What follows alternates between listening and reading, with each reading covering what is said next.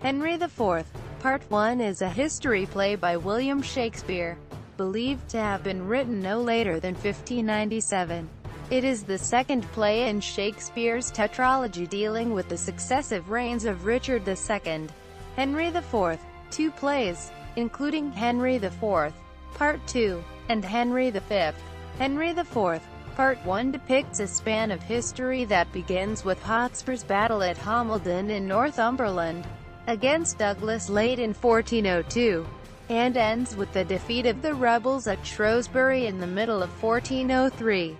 From the start it has been an extremely popular play both with the public and critics. Characters: John of Lancaster, represented in the play as the king's second son, although he was actually the third. Synopsis: John Farmansh spoke as Prince Hal in the Carmel Shakespeare Festival production of Henry IV, Part 1. Henry Bolingbroke, now King Henry IV, is having an unquiet reign.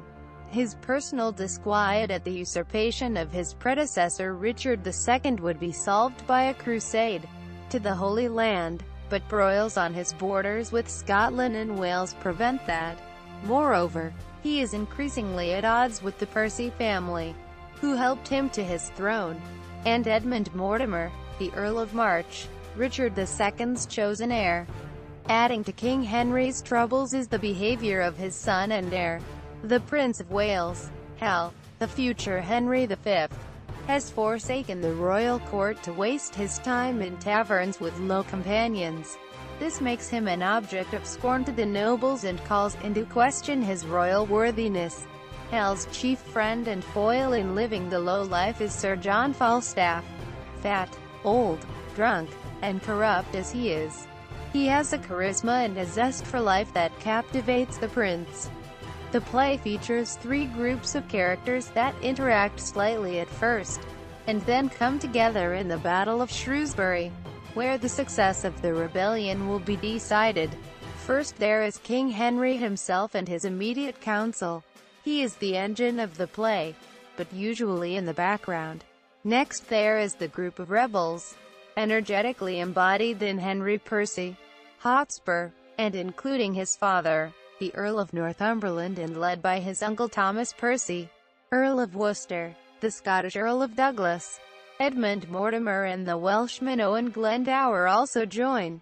Finally, at the center of the play are the young Prince Hal and his companions Falstaff, Poins, Bardolph, and Peto, streetwise and pound foolish. These rogues manage to paint over this grim history in the colors of comedy. As the play opens, the king is angry with Hotspur for refusing him most of the prisoners taken in a recent action against the Scots at Holmedden. Hotspur, for his part, would have the king ransom Edmund Mortimer, his wife's brother, from Owen Glendower, the Welshman who holds him. Henry refuses, berates Mortimer's loyalty, and treats the Percys with threats and rudeness.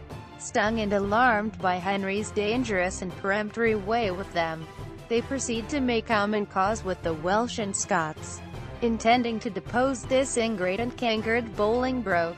By Act 2, rebellion is brewing.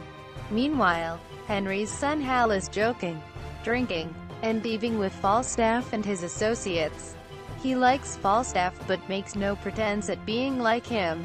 He enjoys insulting his dissolute friend and makes sport of him by joining in Poins' plot to disguise themselves and rob and terrify Falstaff and three friends of loot they have stolen in a highway robbery, purely for the fun of watching Falstaff lie about it later, after which Hal returns the stolen money rather early in the play. In fact, Hal informs us that his riotous time will soon come to a close, and he will reassume his rightful high place in affairs by showing himself worthy to his father and others through some unspecified noble exploits. Hal believes that this sudden change of manner will amount to a greater reward and acknowledgement of princeship, and in turn earn him respect from the members of the court. The revolt of Mortimer and the Percys very quickly gives him his chance to do just that. The high and the low come together when the prince makes up with his father and is given a high command. He vows to fight and kill the rebel Hotspur, and orders Falstaff, who is, after all, a knight, to take charge of a group of foot soldiers and proceed to the battle site at Shrewsbury. An 1829 watercolor by Johann Heinrich Ramberg of Act 2. Scene IV. Falstaff enacts the part of the king.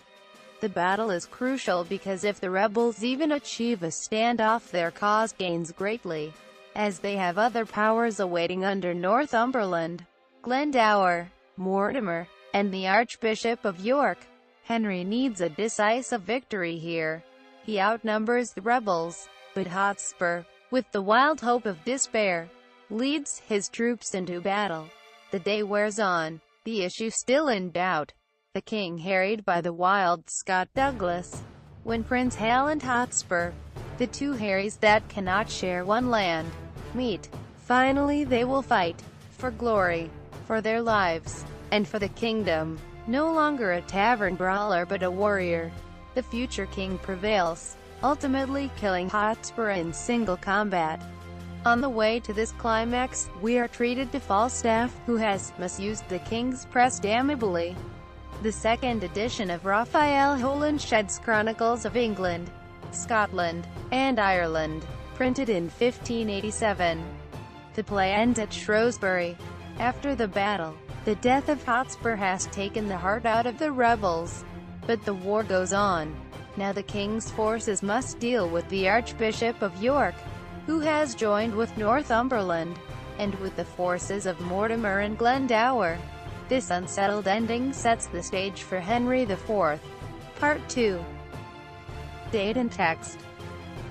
When Henry IV was almost certainly in performance by 1597, given the wealth of allusions and references to the Falstaff character. Other court performances followed in 1612 and 1625. The play was entered into the Register of the Stationers' Company on the 25th of February, 1598, and first printed in quarto later that year by stationer Andrew Wise. The play was Shakespeare's most popular printed text.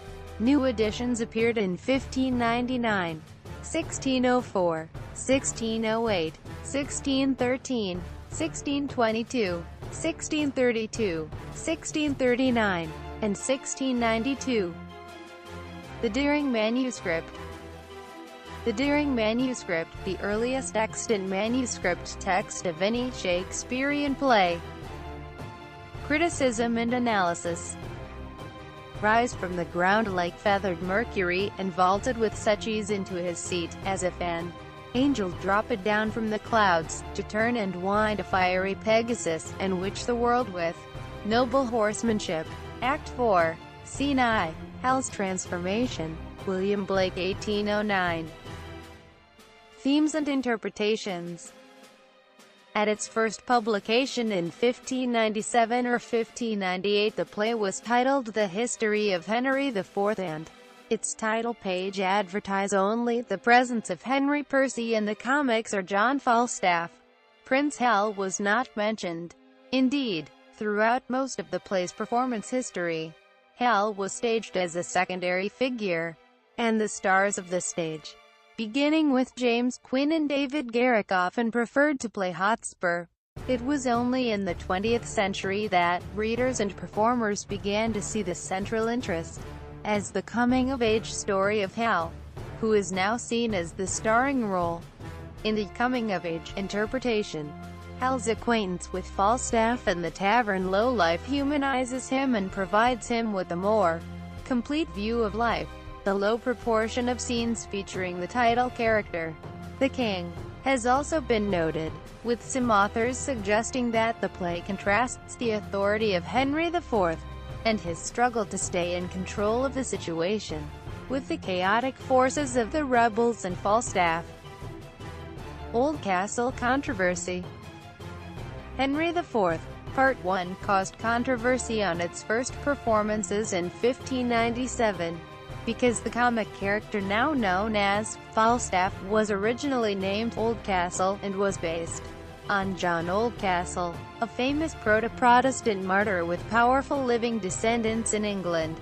Although the character is called Falstaff in all surviving texts of the play, there is abundant external and internal evidence that he was originally called Oldcastle.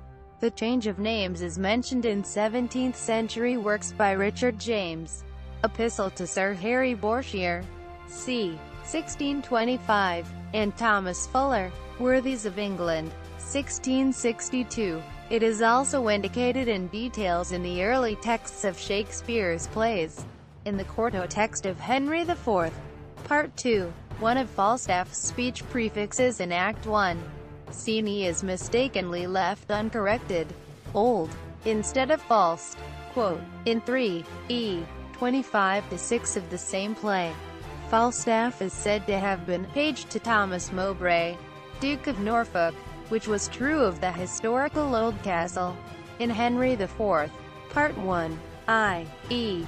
42, Prince Hal calls Falstaff my old lad of the castle. Iambic pentameter verse lines in both parts are irregular when using the name Falstaff, but correct with Oldcastle. Finally, there is the blatant disclaimer at the close of Henry IV, Part 2 that discriminates between the two figures. For Oldcastle died martyr, and this is not the man. Epilogue 29:32. In Act 3 SC 1, Hotspur, promised all of England north of the Trent, proposes diverting the river southwards to give him a still greater share. The plan highlights his destructive and argumentative nature. There is even a hint that Falstaff was originally Oldcastle in The Merry Wives of Windsor too.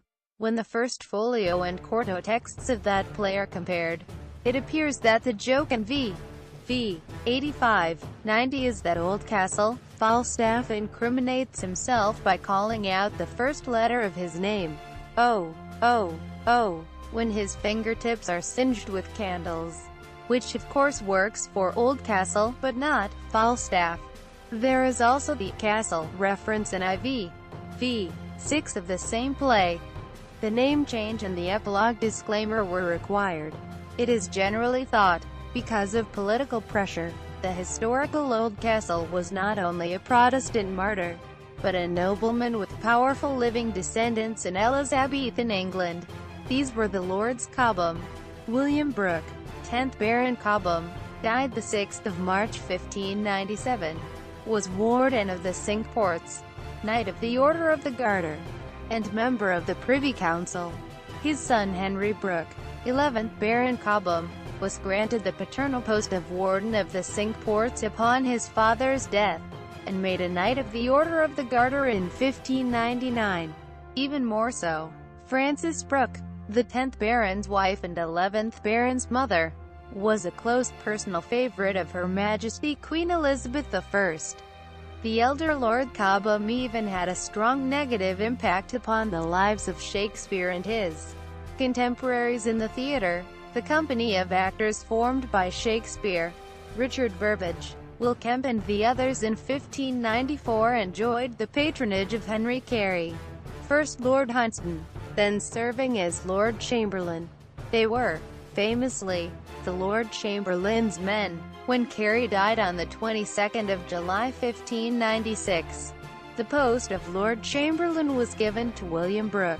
Lord Cobham, who definitely was not a friend to the players, and who withdrew what official protection they had enjoyed. The players were left to the mercies of the local officials of the City of London, who had long wanted to drive the companies of actors out of the city. Thomas Nash, in a contemporary letter, complained that the actors were piteously persecuted by the Lord Mayor and the aldermen during this period. Fortunately, for the players and for English literature, this interval did not last. When Cobham died less than a year later, the post of Lord Chamberlain went to Henry Carey's son George, 2nd Baron Hunsdon, and the actors regained their previous patronage. The name was changed to Falstaff, based on Sir John Fastolf, an historical person with a reputation for cowardice at the Battle of Patay, and whom Shakespeare had previously represented in Henry VI. Part 1. Fastolfhed died without descendants, making him safe for a playwright's use. Shortly afterward, a team of playwrights wrote a two-part play entitled Sir John Oldcastle, which presents a heroic dramatization of Oldcastle's life and was published in 1600. In 1986, the Oxford Shakespeare edition of Shakespeare's works rendered the character's name as Oldcastle, rather than Falstaff, in Henry IV, Part 1, although not, confusingly, in Part 2, as a consequence of the editor's aim to present the plays as they would have appeared during their original performances. No other published editions have followed suit. Adaptations. There have been 3 BBC television films of Henry IV, Part 1. In the 1960 miniseries An Age of Kings, Tom Fleming starred as Henry IV, with Robert Hardy as Prince Hal, Frank Pettingill as Falstaff and Sean Connery as Hotspur.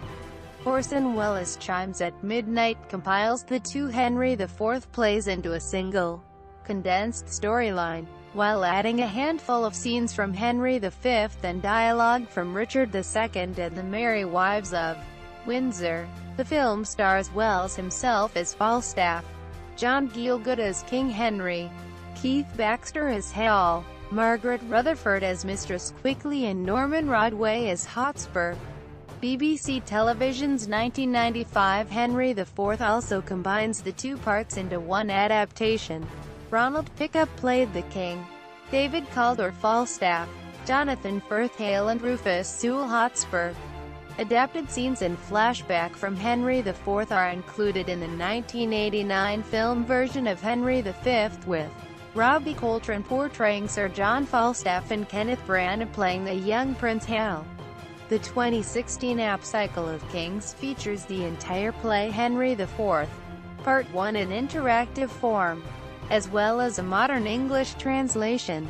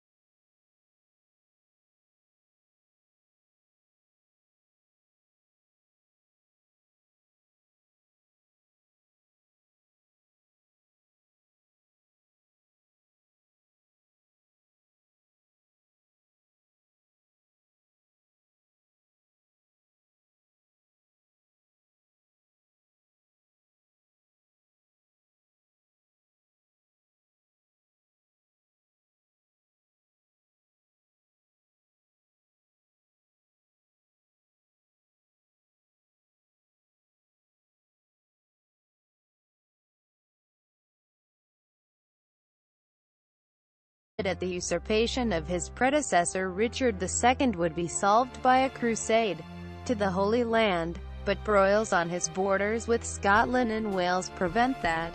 Moreover, he is increasingly at odds with the Percy family, who helped him to his throne, and Edmund Mortimer, the Earl of March, Richard II's chosen heir, adding to King Henry's trouble. Leicester, represented in the play as the king's second son, although he was actually the third.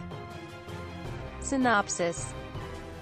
John Farman spoke as Prince Hal in the Carmel Shakespeare Festival production of Henry IV, Part 1. Henry Bolingbroke, now King Henry IV, is having an unquiet reign. His personal disquiet, Part 1, depicts a span of history that begins with Hotspur's battle at Homildon in Northumberland, against Douglas late in 1402.